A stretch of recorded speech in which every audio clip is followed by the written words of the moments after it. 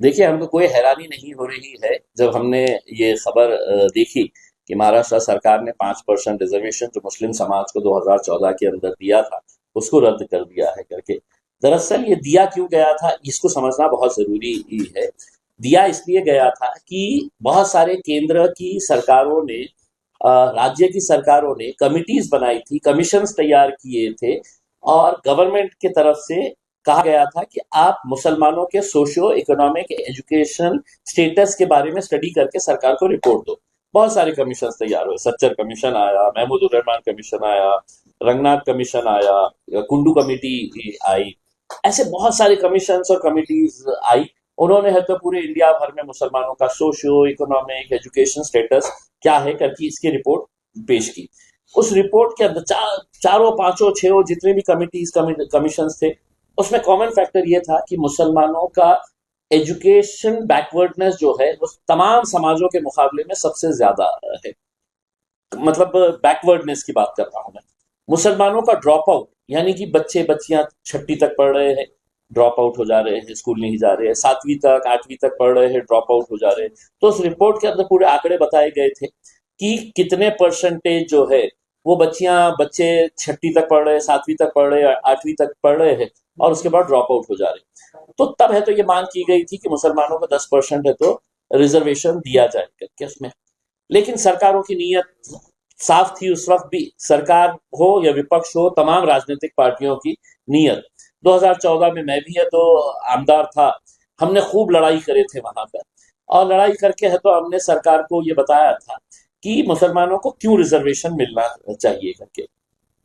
ये मामला फिर कोर्ट में गया, और कोर्ट ने ये पूरे रिपोर्ट्स, कमीशंस, कमिटीज की रिपोर्ट्स देखने के बाद कोर्ट ने ये फैसला किया कि नहीं, मुसलमानों का बैकवर्डनेस वाकई में बहुत ही ज्यादा है, इसीलिए उनको रिजर्वेशन 5% एजुकेशन के अंदर मिलना चाहिए करके।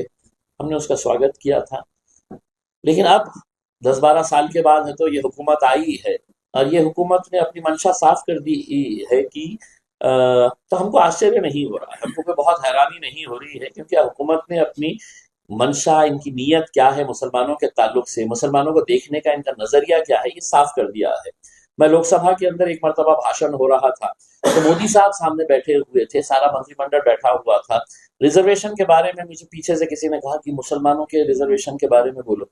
तो मैंने कहा कि इनसे मांगना, मतलब मोदी जी से मांगना या भाजपा से मांगने का मतलब यह है कि अपना सर दीवार पे फोड़ने के जैसा है।